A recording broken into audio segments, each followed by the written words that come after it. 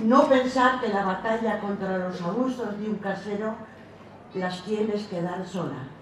No sentir vergüenza si te van a desahuciar. Nos quieren hacer creer que si no puedes seguir pagando tu vivienda es tu fracaso personal y lo debes llevar en silencio. Ya basta.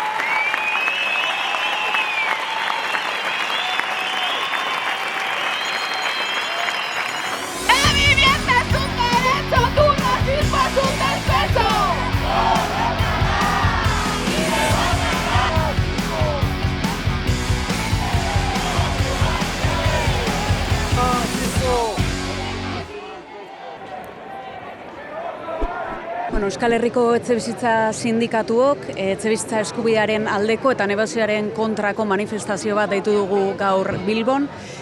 Langileria osoaren pobretze orokor baten aurrean gaude eta argi eta garbi etxebizitza pobretze horren arrazoietako bat da.